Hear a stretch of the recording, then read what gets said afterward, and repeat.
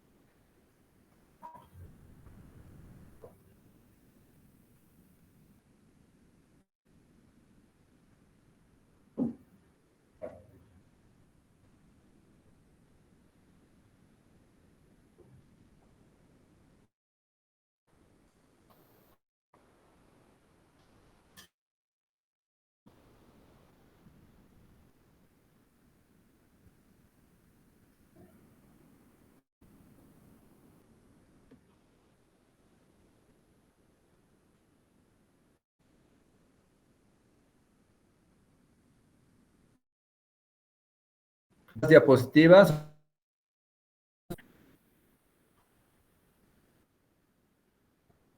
Ok.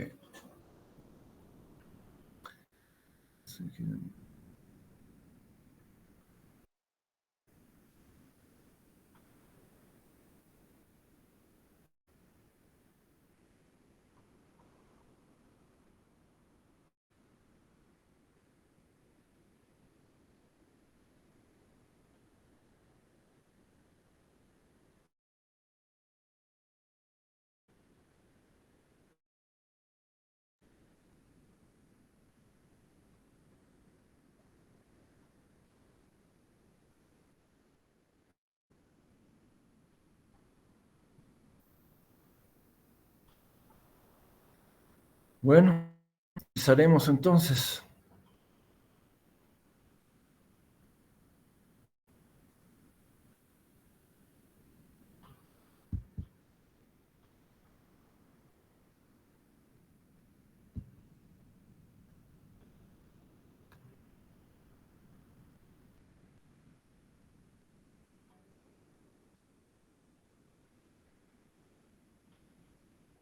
Y es un diagnóstico retrospectivo, que quiere decir que tenemos que esperar un año para decir esa mujer entró a la menopausia. Con mayor probabilidad que probablemente ya no menstrue más, porque si nos esperamos 3 meses, puede ser una amenorrea, y si 6 meses a 9 meses, puede ser que esa mujer esté en la perimenopausia, pero hay la probabilidad escasa, leve, que pueda todavía volver a menstruar, ¿no? Entonces la menopausia es el cese de la función ovárica y que se da por el último sangrado menstrual después que ha pasado un año. En promedio, esto se produce a los 48 años, a nivel mundial, 51 años, se puede catalogar todavía como un rango para arriba, y 45 para abajo. En nuestro país hemos hecho un estudio hace ya un tiempo, creo que hace unos 8 años, donde hemos sacado en Cochabamba 45.3 años, más o menos 3 años, o sea, hasta los 48.3 y 42.3 en 500 mujeres, ¿no? Ok, esa es la menopausia. Entonces, cuando hablen de menopausia, es la menstruación cuando ha pasado o insuficiencia ovárica prematura antes de los 40 años, cuando la mujer ha dejado de menstruar antes de los 40 años. Temprana, entre los 40 y 43, que está dado. Menopausia inducida, cuando cesa la menstruación por extirpación quirúrgica de los ovarios, o cuando se quita el útero, y si bien los ovarios están funcionando todavía, esa mujer ya no. O por algunos tratamientos de quimioterapia, radioterapia u hormonoterapia. Si se aplica triptorelina o decapeptil, que se llama, ¿no? Menopausia tardía en todo el mundo se considera después de los 65 años. ¿Ya? Hay algunas mujeres, he estado viendo estos días, todavía 53, 54, todavía con su menstruación. Entonces hay que esperarnos para decir menopausia tardía. El climaterio.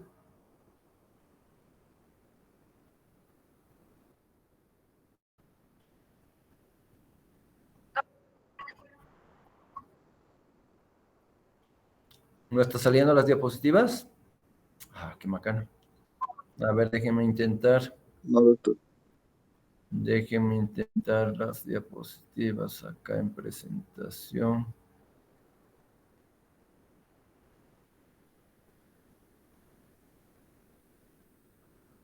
A ver, déjenme ver eso.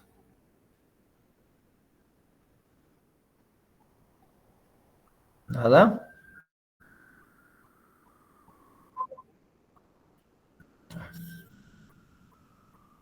Paso las diapositivas. Bueno, estábamos en ¿qué será el climaterio? El climaterio no es un periodo puntual, es un intervalo, no es una fecha puntual como la menopausia. Es un periodo que puede ser corto o largo, durante el cual la mujer tiene síntomas por deficiencia de estrógeno. O sea, como esa mujer, poco a poco, se llama declinación, sudoración, debilidad, depresión. Entonces, todo eso es una estado de productor de la mujer a no de, ¿no? Entonces,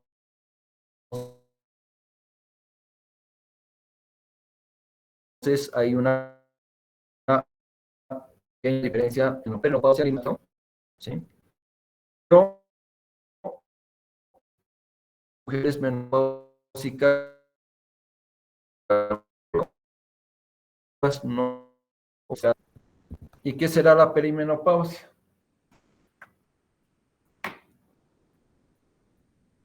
Como su nombre lo indica, la perimenopausia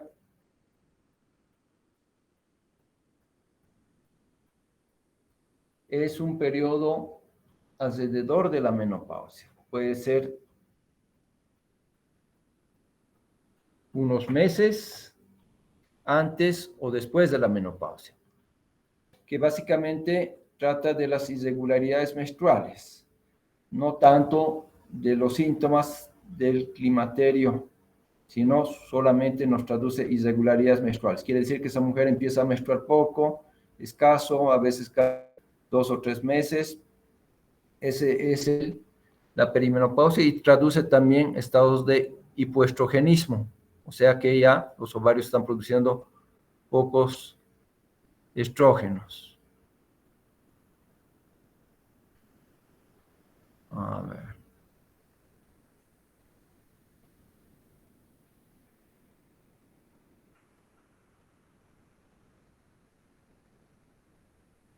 Ok.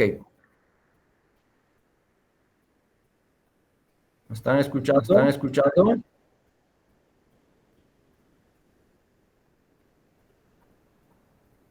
Pero no me están viendo, no, las diapositivas. Abrir con presentación.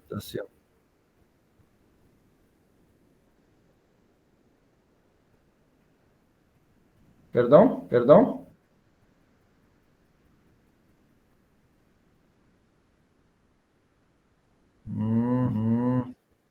Y ahora no sé, usarle.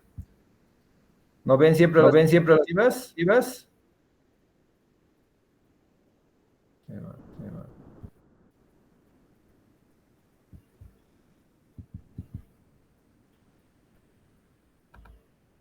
Ok, vamos a seguir a capela. Estoy con ruido, ¿no? Estoy con eco.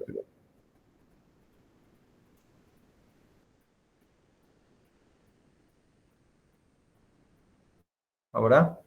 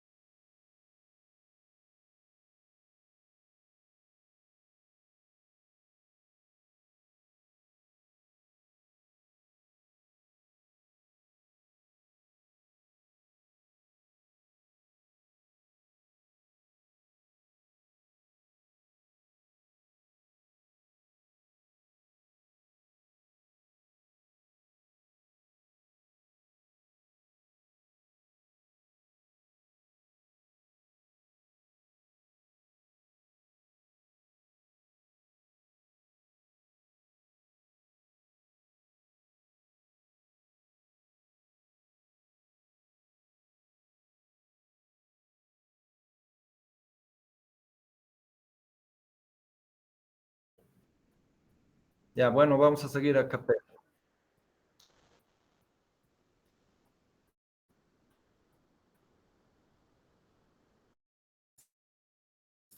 ¿Están escuchando? Nada. Sí. Ok. Estábamos en la perimenopausia. ¿Y qué serán los componentes del estado menopáusico? Bueno, en el factor psicológico, los que les decía, alteraciones del estado de ánimo, insomnio, ansiedad, depresión, síndrome del nido vacío se llama cuando la mujer se siente abandonada tanto por el esposo como por los hijos, sobre todo cuando los hijos se han ido de la casa. Y puede ser que el esposo también no la comprenda a la paciente, digo, a la esposa, o se ha divorciado, eso se llama síndrome del nido vacío. Pero también hay factores vasomotores, por ejemplo, los sofocos, sudoraciones, que son síntomas neurovegetativos. Pero aparte están los factores somáticos, como la osteoporosis. La mujer cuando deja de producir estrógenos puede llegar a la osteoporosis, que vamos a tocar más tarde, ¿sí? O sea, la descalcificación. Se calcula que la mujer, por cada año que pasa la menopausia, se descalcifica 5% del calcio de sus huesos si es que no se le da hormonas. Puede haber dislipidemias, cefaleas, aterosclerosis, vértigos, mareos, dispareunia, que es el dolor durante el coito, sequedad de la vagina, ¿no? Y síntomas urinarios, incontinencias urinarias, generalmente, e infecciones urinarias, porque esa vagina, ese meato urinario están secos. Entonces, si bien la menopausia no es una enfermedad, es un hecho fisiológico que sucede, como dicen muchos de los ginecólogos que no quieren dar hormonas, pero las complicaciones de estas pueden llevar a estados patológicos, como la osteoporosis, la depresión, muchos otros, ¿no? Entonces, sí hay que tratar.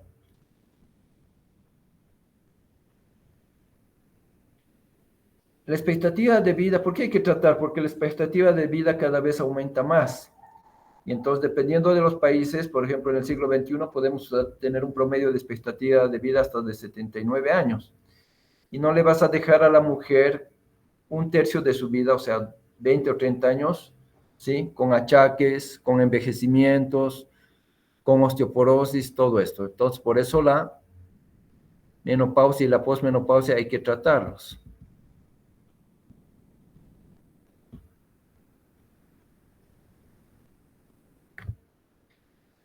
Entonces, la menopausia, si bien constituye un estado transicional psicosocial, también es un cambio en la vida. La mujer, por ejemplo, empieza a engordar más de la barriga. Y si bien la menopausia es breve, los efectos pueden perdurar muchos años. Se calcula ahora, actualmente desde hace 5 o 6 años, que la posmenopausia con el síndrome climatérico pueden durar hasta 20 años. Antes se pensaba solamente 10. ¿Están escuchando? ¿Qué pasa en la vagina, por ejemplo? Cambios urogenitales de la menopausia. La vagina se adelgaza, el epitelio de la vagina se adelgaza, pierde elasticidad, sufre acortamiento, la misma vagina, disminuye la vascularización, disminuye la lubricación natural y la respuesta a los estímulos sexuales también. Y también se alcaliniza la vagina, entonces hay más infecciones vaginales, por ejemplo. Todo esto por la falta de estrógenos. Los estrógenos, aparte de darle la lubricación, mantiene el tono de la vagina. Entonces, esto es importante. Por eso se debe dar estrógenos, ya sea por vía sistémica, por vía oral, o por parches, o por cremas, pero también se puede dar por cremas vaginales directamente en forma local, ¿no? Por ejemplo, la vulva pierde tejido adiposo subcutáneo también, ¿no? Los labios mayores pierden contenido graso y el vello púbico disminuye también. ¿Cuáles son los cambios urogenitales en la menopausia? Tenemos tejidos pélvicos y ligamentosos con relajamiento del tono muscular, con el prolapso vaginal. Entonces, durante la menopausia y la posmenopausia puede haber descenso de vejigas, descensos de úteros, ¿sí? Que hay que corregirlos, o si no, esa mujer todo el tiempo va a estar con vaginitis o con infecciones urinarias, ¿no? Lo mismo en la uretra. Hay adelgazamiento del epitelio, baja de la presión uretral, alteraciones del soporte del cuello de la vagina, ¿no? O del útero, mejor dicho. En la vejiga, el colágeno se incrementa, aumenta la actividad parasimpática, disminuye el epitelio vesical, decrece la actividad simpática con aumento de la actividad vesical. O sea, tenemos una vejiga neurogénica, o por lo menos una vejiga que llama al baño a cada rato, ¿no? Pues las mujeres en esta edad, por ejemplo, quieren ir a cada rato al baño, aunque no tengan descenso de vejiga, por esta disminución, ¿sí?, del epitelio y por este aumento de la actividad parasimpática. Entonces, ¿qué síntomas urogenitales tenemos en la menopausia? Prurito vaginal, escozor, picazón, sequedad de la vagina, dispareunia, que habíamos dicho, incontinencia urinaria de esfuerzo o de urgencia, disuria, poliaquiduria, nicturia. Y esto verán que se hace peor cuando la mujer, aparte de ser posmenopáusica, ¿sí?, es diabética, ¿no? Imagínense una mujer posmenopáusica diabética, ¿sí?, cada vez tiene infecciones urinarias, y esto es un verdadero problema. Ok. Y, por supuesto, disminución de la libido, del apetito sexual.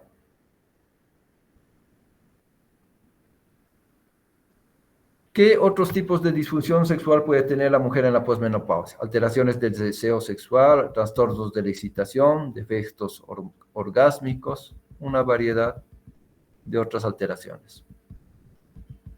Y entonces hay muchas gráficas, muchas tablas incluso, donde nos indican cómo a medida que pasa la edad, ¿sí?, el porcentaje de mujeres con actividad sexual, lógicamente, decrece. O sea, a mayor edad, pues no hay actividad sexual, a no ser que a sus pacientes les den sus estrógenos, tanto orales como locales. Y lógicamente aquí también hace falta una educación sexual en la posmenopausia, ¿no? Psicológica, todo esto. Ok. Por ejemplo, hay causas de inactividad sexual en las mujeres, que puede ser por falta de la pareja, de una relación personal, impotencia de la pareja, o sea, del marido, que la pareja misma puede estar enferma, mala salud de la mujer, falta del deseo sexual, que es la libido, falta de excitación, dispareunia, falta de orgasmo, entre otras. Los síntomas psicológicos en la menopausia. Eso se traduce en disminución del rendimiento en el trabajo, por ejemplo. La mujer no está muy concentrada, le falla la memoria, tiene astenia, nerviosismo, depresión, insomnio, todo eso. ¿Qué tenemos que hacer los médicos en la menopausia y en la posmenopausia? Pues la mujer tiene todos estos achaques, hay que brindarles apoyo, no solamente psicológico. Si la mujer no tiene contraindicaciones para no utilizar hormonas, ¿cuáles son las contraindicaciones absolutas para no poder utilizar hormonas? Cáncer de mama o de endometrio o de ovario en la mujer o en los familiares más cercanos. Esas son las contraindicaciones absolutas que luego vamos a ver con más detalle. Si la mujer no tiene esto, hay que darle sus hormonas, porque si no vas a tener una mujer posmenopáusica que esté con achaques todo el tiempo, ¿sí?, que esté con osteoporosis, que esté deprimida, que esté en un rincón con todos los achaques y que por lo menos no sepa revisarse las mamas, ¿no? Yo siempre digo, es mejor darle a una mujer en la posmenopausia sus hormonas, siempre que no tenga contraindicaciones, que no darle. ¿Por qué? Porque esa mujer que no le des, tampoco va a ir, que no le des hormonas, no va a ir a su médico y no va a saber palparse las mamas, no va a consultar con su ginecólogo, con su endocrinólogo, con su médico familiar, sobre si le ha salido un bulto en las mamas o si tiene un sangrado transvaginal. Entonces, tú cuando les das hormonas a las mujeres les enseñas que cada año se tenga que hacer una mamografía, cada cierto tiempo una ecografía transvaginal y lógicamente su papá Nicolau, que no tiene nada que ver con las hormonas, pero que las mujeres lo tienen que hacer cada año o cada 2 años. Entonces, cuando una mujer que utiliza hormonas y se palpa una masita chiquita, digamos de 5 milímetros, y va a su médico, se saca una mamografía y si tiene características malignas, se hace una biopsia y luego se opera, se cura esa mujer. Y otra mujer que no ha sido educada en este aspecto, que no le das hormonas, que no se hace mamografías, cuando le crece una masa grande en las mamas de 5 centímetros y como no ha ido a su médico, ya se descubre tarde y es un cáncer que ha avanzado y esa mujer ni ha vivido bien y se va a morir con todos los achaques que le ha impedido no utilizar hormonas, ¿no? Ok, entonces es importante dar hormonas, los estrógenos y la progesterona a la mujer, siempre que no tenga contraindicaciones absolutas, ¿no? Entonces, ¿qué hacen los estrógenos? Actúan sobre la depresión incrementando la serotonina, por ejemplo. Mejora la memoria verbal a través de la acetilcolina, por ejemplo. Los receptores estrogénicos en el sistema límbico están en la amígdala, sobre todo. Receptores de estrógenos tenemos en todo el cuerpo. Hay en el endometrio, en la mama, en el cerebro, en los vasos sanguíneos, sobre todo en el endotelio, en el hueso, en el osteoblasto, sobre todo. Entonces, cuando ustedes les dan estrógenos a sus pacientes, pues mejora todo. La falta de estrógenos condiciona disminución de la concentración plasmática de estrógenos y también los andrógenos. Los andrógenos son importantes en la mujer. Por ejemplo, una mujer que entra en la menopausia, si bien sus ovarios ya no producen estrógenos, todavía producen un poco de andrógenos y eso le da el apetito sexual, por ejemplo, la libido. Entonces es importante a veces dar no solamente estrógenos, sino una de testosterona también. Lo malo que en nuestro medio actualmente no tenemos testosterona para indicar a las mujeres. Antes venían en cremitas, incluso por vía oral, ahora ya no hay, hace unos 10 años. Pero siempre se puede conseguir del exterior. Entonces, algunas mujeres sienten los síntomas climatéricos y otras no. Esto varía de acuerdo a las culturas, ¿sí? Por ejemplo, las mujeres mayas en México se hizo un estudio, la doctora Marie Thompson hizo hace unos 30 años un estudio que estas mujeres no tenían síntomas de climaterio. ¿Por qué? Porque habían sido criadas en esa cultura, ¿sí? Y eso con el transcurso de los años no tenían estos síntomas, ¿no? O sea, se va afincando según las costumbres también. Varía dentro de una misma sociedad también, según la clase social, la educación que tiene la mujer, todo eso. También depende de su médico, del estereotipo médico se llaman. Algunos médicos son pues, por ejemplo, los ginecólogos antiguos hasta ahora dicen, no, te tienes que aguantar nomás los bochornos, calores, eso es normal. Entonces esa mujer, hace muchos años, cuando tenía síntomas, primero se quejaba con el marido, le decía, tengo estos síntomas. Y el marido le dice, tienes que aguantarte. Con su papá se quejaba la paciente. Y su papá también le decía, tienes que aguantarse. O la mamá. Iba con el médico ginecólogo y le decía, tienes que aguantarte, es natural, es normal, ¿no? Entonces también depende de eso. Ok. Entonces esto de la sexualidad, de los síntomas, tiene que ver con factores biológicos, pero también socioculturales. ¿Qué actitud uno tiene hacia la menopausia? El nivel cultural y el desarrollo profesional también. Los acontecimientos vitales como la jubilación, tener pareja o no, el envejecimiento natural, los factores económicos, todo eso influye en los síntomas. Pues, ¿cómo tenemos que manejar nosotros? Educación acerca de los cambios fisiológicos y anatómicos de la mujer. Terapia hormonal y terapia estrogénica local. Puede dar cremas vaginales. La dihidroepiandrosterona, que es un andrógeno débil que se produce en las suprarrenales, también se les puede dar, viene de 5 miligramos. No hay mucho en nuestro medio, pero sí se puede encontrar en algunas farmacias. Testosterona, ya sea parenteral o por vía oral, también se puede dar. Psicoterapia de apoyo, también se puede mandar a terapia sexual con sexólogos. Ejercicios físicos, el ejercicio también ayuda, pero no es todo, ¿no? Entonces, una mujer, ¿qué tiene que hacer? Hacer ejercicio, dejar de fumar es importante, comer saludablemente, dieta rica en calcio, porque la mujer, como les decía, por cada 5 años que pasa de su menopausia y se le da estrógeno, se descalcifica 5% de su masa ósea. Mantener el colesterol en concentraciones bajas. Todo esto, ¿cómo se consigue? Generalmente la mujer en la perimenopausia hay que aconsejarle, hay que decirle, mira, tienes que prepararte para tu menopausia, tienes que aprender a hacer ejercicio si nunca has hecho, tienes que comer saludablemente, más fibra, ¿sí? Menos frituras, menos harinas ricas en azúcares, o sea, refiero a las harinas como los panes, los fideos, los tallarines, o sea, carbohidratos de fácil asimilación.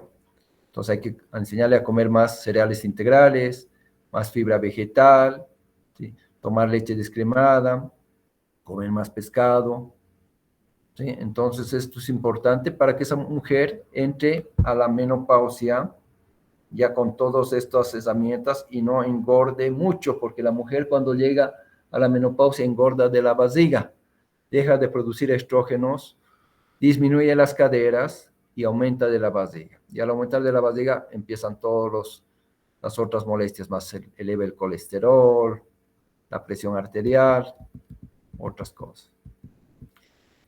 Entonces la mujer en todo este tiempo ya vive más también por los cambios en el estilo de vida, pero también porque se le brinda terapia hormonal de reemplazo.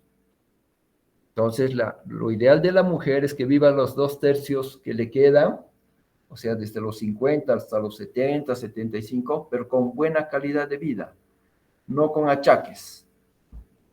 ¿No es cierto?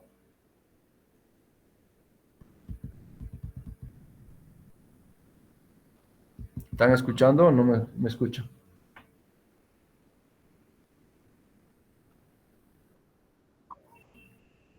Ok, entonces, ¿qué tenemos que hacer los médicos? Intervenir eficazmente para que nuestras pacientes vivan su declinación de las hormonas de mejor forma, con trastornos mínimos y también con una sexualidad satisfactoria, ¿no? O sea, a veces, sobre todo en nuestras culturas, se piensa que cuando la mujer entra a la menopausia ya no tiene que tener vida sexual activa, ¿no? Nosotros podemos lograr que sigan teniendo vida sexual activa con todo lo que le estamos inculcando, dieta, ejercicio, todo, pero brindándole también sus hormonas, que son buenas para que no envejezca ni de la cara, ni de la vagina, ni de los huesos, ni de nada. Entonces, para que viva una vida, ¿sí? Satisfactoria, por lo menos, ¿no?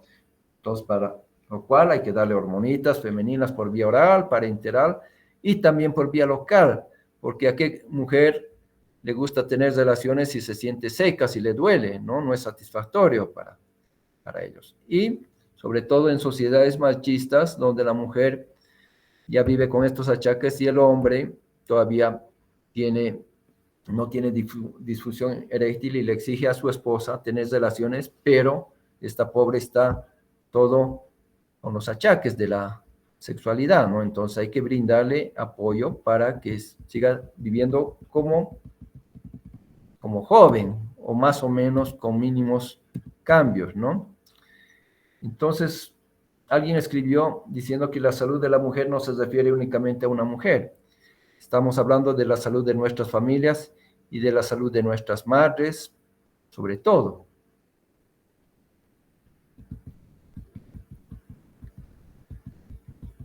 Entonces, la terapia hormonal de reemplazo es una intervención buena que tenemos que hacer los médicos para estas mujeres.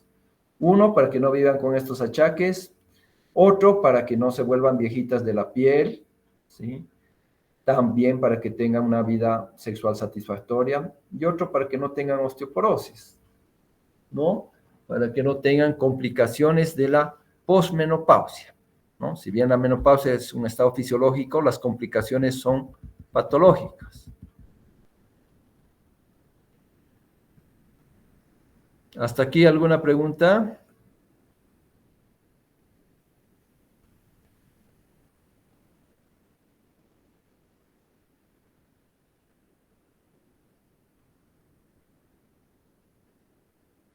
Creo que me ha salido.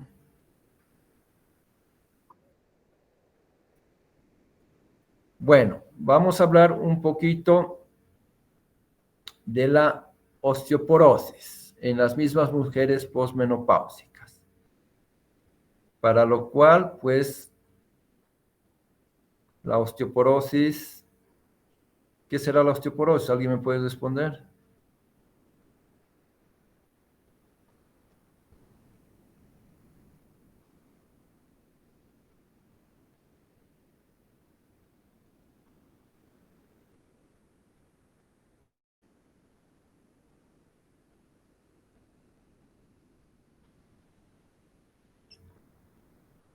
¿Qué es la osteoporosis?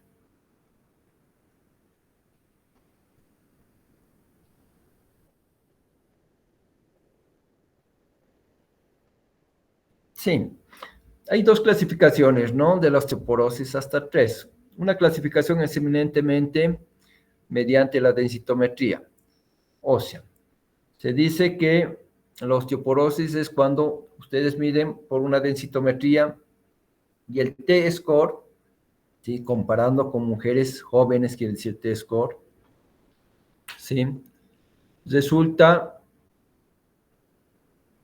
que es menos de 2.5. ¿Qué quiere decir eso? Que la mujer ha perdido, la mujer o el varón, en este caso la mujer, 25% de su masa ósea. Sí. Pero la otra clasificación, según la OMS todo, habla de la microarquitectura del hueso. ¿Qué quiere decir eso? Que el hueso no solamente se descalcifica, sino se vuelve frágil, ¿sí? Hay cambios significativos en su microarquitectura, ¿no? Entonces eso puede condicionar riesgo de fractura. Esa sería otra clasificación. Cualquiera de las dos están bien. Entonces, si la mujer o el varón igual se ha descalcificado más del 25%, un T-score de menos 2.5 comparado con población joven. Población joven se considera de 30 a 35 años, donde se han hecho los estudios estandarizados para confrontarlos con ellos, ¿no? Entonces, esa persona ha perdido más de 25%, eso se llama osteoporosis. Y el otro se relaciona con la pérdida de la microarquitectura con riesgo de fractura. Ok, ¿y qué será osteopenia?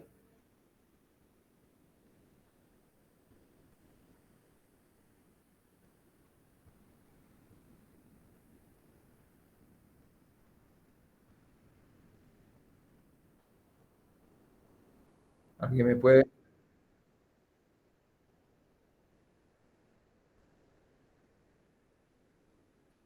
No, la osteopenia es lo mismo. En una densitometría, cuando tú tienes entre 10 y 24% de descalcificación, se llama osteopenia. O sea, de menos 1.0 a menos 2.4. Porque si tienes entre menos 0.1 y menos 0.9 se considera normal. Cuando has perdido hasta 9% se considera normal. Entonces, osteopenia es una descalcificación más leve, donde pierdes entre el 10 y el 24%. Esa es la osteopenia. La osteopenia solamente se puede diagnosticar mediante densitometría. La osteoporosis se puede diagnosticar mediante densitometría o mediante rayos X. pero mediante rayos X no te cuantifican, no te dicen has perdido menos 35% o menos 40% o menos 26%. Te dicen tienes osteoporosis nomás, hay descalcificación. Sí, hay unos, tanto en la cadera, se llama líneas de distensión, donde se ven esas lineecitas, se piensa que ya hay osteoporosis, ¿no? Entonces, la radiografía te puede hacer diagnóstico, pero solamente decir osteoporosis o no, mientras la densitometría te hace exactamente, ¿no?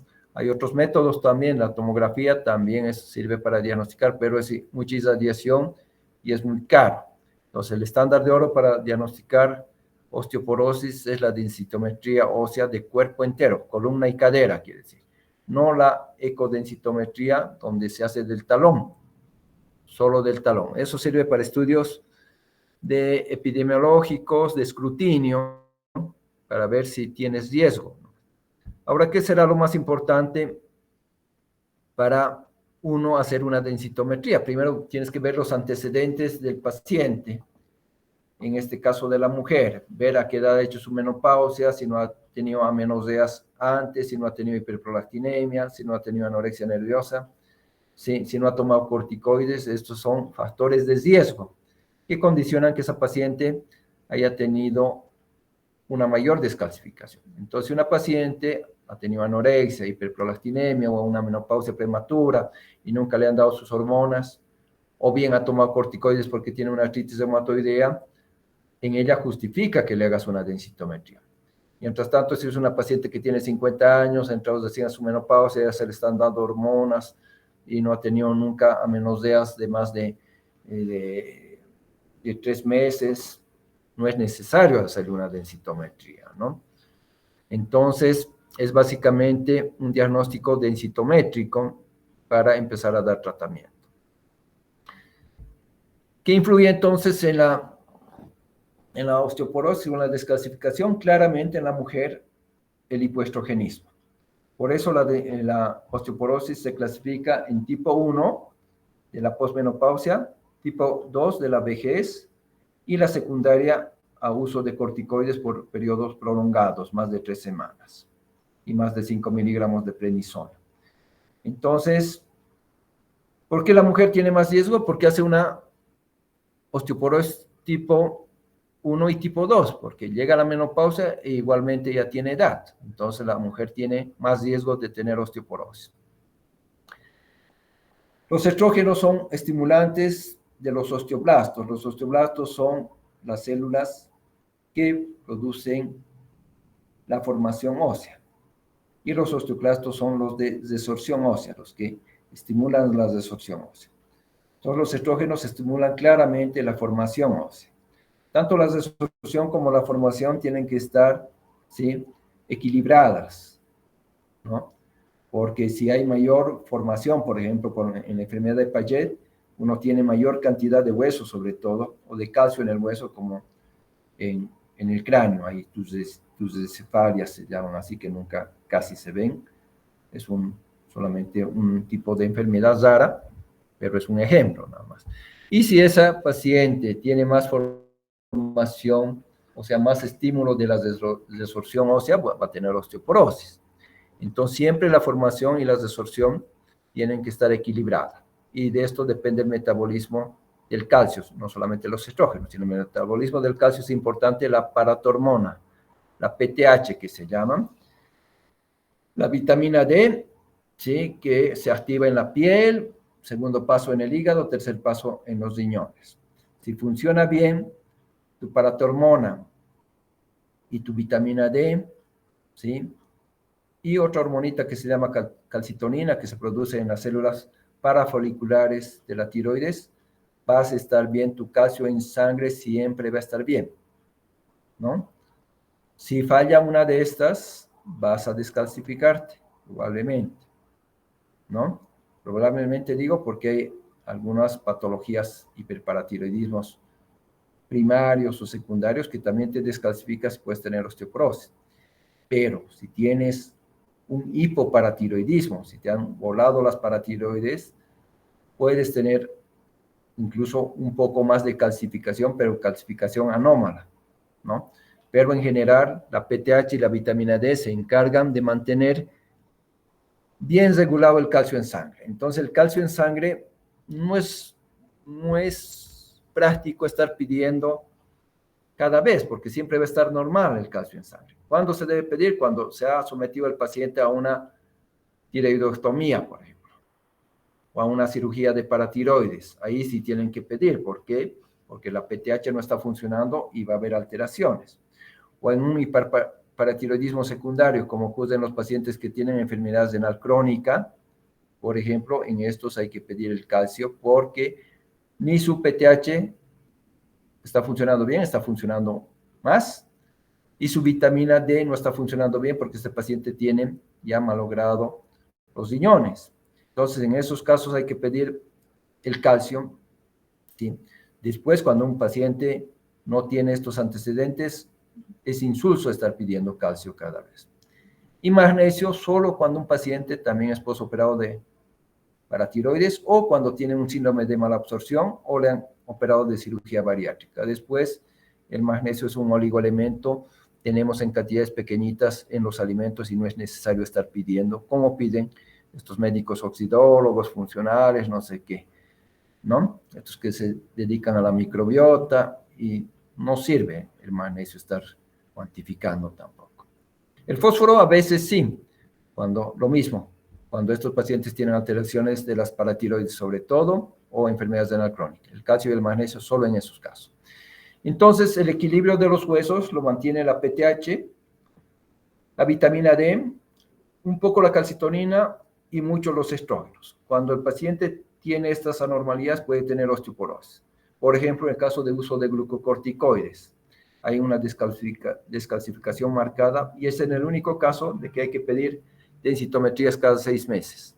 Después, cuando es una osteoporosis tipo 1 o tipo 2, cada año es suficiente. Cuando es osteopenia, cada 2 años más que suficiente para ver cuánto estamos logrando mejorar, sí, esa densidad mineral del hueso, tanto en columna, que es un hueso blando, como en cadera, que es un hueso duro, con el tratamiento que estamos haciendo. ¿Cuál es el tratamiento? Pues hay que dar calcio con vitamina D, siempre tiene que estar de base eso, en todos los casos de osteopenia y osteoporosis. Y dependiendo dónde tiene mayor fragilidad. Si en la columna se puede utilizar el ivandronato, los bifosfonatos. ¿Qué hacen los bifosfonatos? Se unen, ¿sí?, en la superficie del hueso al osteoclasto y lo inactivan por periodos largos de tiempo. El ivandronato se utiliza cada mes, viene de 150 miligramos, se den ayunas y después se le pide al paciente que una media hora esté caminando o esté parado porque si no le puede producir gastritis, ¿sí? Y el alendronato de sodio se da cada semana, sobre todo cuando el hueso comprometido es el hueso duro de cadera, ¿no? Hay el Cinzesor también, que es el ácido solentrónico, que se puede poner inyectable cuando el paciente tiene osteoporosis de columna o cadera, ¿sí?, que se pone cada año cuando este paciente tiene problemas para tomar el ivandronato o alendronato, cuando tiene contraindicación como una gastritis aguda, ¿no? Entonces se pone inyectable en una solución fisiológica una vez al año y también calma la osteoartrosis de la columna, o sea, los dolores de una artrosis de la columna también es el beneficio adicional de este medicamento que se llama ácido solendrónico. Esos son los 3 bifosfonatos que más utilizamos. Otros medicamentos, aparte de los estrógenos que hemos hablado, también se puede utilizar uno que se llama hormona paratiroidea, la teriparatide. Esta hormona paratiroidea, ¿sí?, se aplica subcutánea en el abdomen, ¿sí?, 20 microgramos cada día por unos 3 meses. Esta es la única que tiene efecto anabólico, que actúa en los osteoblastos, al igual que los estrógenos, y que aumenta la densidad mineral ósea. Los bifosfonatos evitan la descalcificación, actúan más en el osteoclasto. Hay otro biológico que se llama denosumab, que no había en el país, hace un mes ha entrado, es un biológico, hay que tener mucho cuidado con las inyecciones, se pone subcutánea también, El precio es algo caro, recién entrado hace un mes, se puede utilizar. Este tiene efecto dual, osteoformador y también actúa en la resorción ósea. Es antirresortivo y osteoformador. Actúa en ambos, ¿sí? Entonces, esos son los medicamentos que tenemos actualmente en el país que se utilizan para la osteoporosis. ¿Ya? Hay algunos más que no tenemos en el país todavía, pero que son tal vez menos importantes que la hormona paratiroidea, el denosumab y los bifosfonatos. Ahora ustedes me preguntarán, doctor, ¿y cómo la hormona paratiroidea produce calcificación en un hiperparatiroidismo primario, que es un adenoma productor de PTH o una hiperplasia, más bien produce descalcificación? Por lo siguiente, cuando ustedes tienen un adenoma o una hiperplasia paratiroidea, la hormona se está produciendo en forma seguida, en forma continua, se está vertiendo a la sangre y eso descalcifica. Cuando se pone hormona paratiroidea en forma de tratamiento, se pone cada día una cantidad pequeñita, ¿no? Entonces es un tratamiento intermitente, eso te va a formar hueso. El otro, si estás todo el tiempo vertiendo la hormona paratiroidea a grandes cantidades, más de 65 nanogramos por ml, te va a producir descalcificación, tumores óseos que se llaman aparte de la osteoporosis, ¿no? Es la diferencia, el tratamiento intermitente, ¿sí? O que produzcas en forma continua. Por ejemplo, hace poco di un tema, hace un mes, de hipoparatiroidismos. El 70% de los hipoparatiroidismos, ¿sí?, son por ablación de la tiroides y haber lesionado las glándulas paratiroideas. Tenemos 4 glandulitas paratiroideas. Si has dañado todas las paratiroides, se llama hipoparatiroidismo permanente, ¿sí? Y tienes que tratar a ese paciente de por vida con calcio, vitamina D, en forma de calcitriol, que es la hormona activa, ¿sí? Y a pesar de eso, tu paciente va a seguir con adormecimientos en las manos, con signos de hipocalcemia.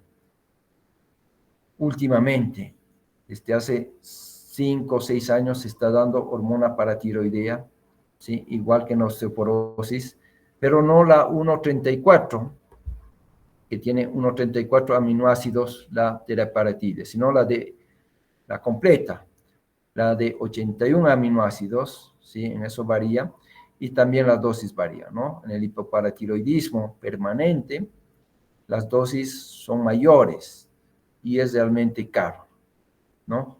Una hormona paratiroidea que utilizas para la osteoporosis, un frasquito, más o menos en los países circunvecinos, no tenemos en Bolivia, cuesta entre 500 y $1,000 el tratamiento de un mes. En el hipoparatiroidismo permanente, ¿sí?, esto se triplica o cuadriplica. Entonces solamente se utiliza en pacientes muy pudientes en el exterior, ¿no? Entonces va a depender de la forma como se lo des, la hormona paratiroidea. Pero el que mejor efecto anabólico para formar hueso es la hormona paratiroidea, seguida de los estrógenos. Y como tercero podemos decir el denosumab. Los otros, los bifosfonatos, son antirresortivos. Frenas la descalcificación. Mejoras un poquito la calcificación, pero sobre todo estás frenando. Puedes utilizar de ambos cuando el osteoporosis severa. ¿Cuándo se dice osteoporosis severa? Cuando tu T-score es menos 3.5, menos 4, perdón, menos 5. Quiere decir que has perdido 35, 40, 50% de tu densidad mineral ósea. O de columna o de cadera, a veces de ambas, ¿no? Entonces, eso en cuanto al tratamiento de la osteoporosis. ¿Alguna pregunta?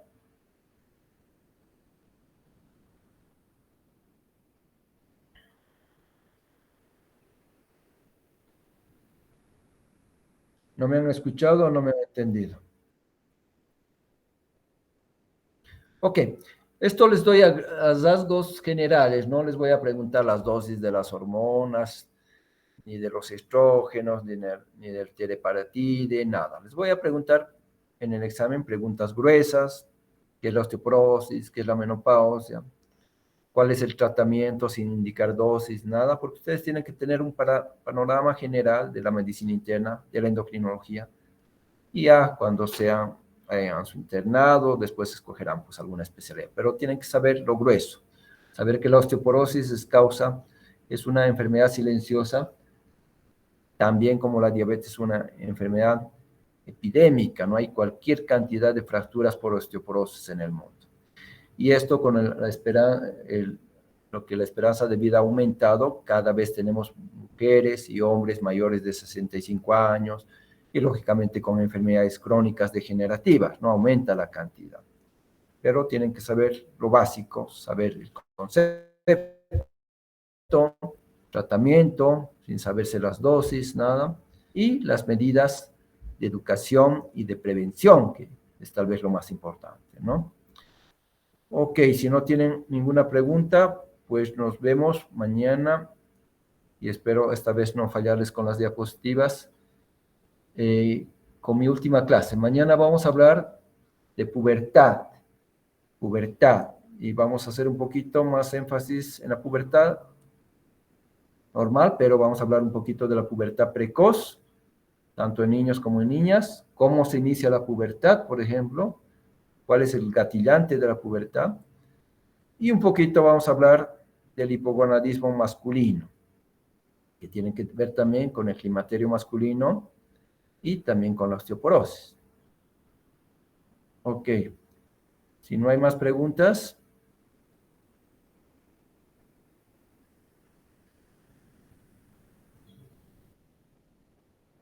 Bueno, mañana nos vemos a la misma hora, a las 7, y por el mismo código, ¿ya? Gracias, doctor. Buenas noches.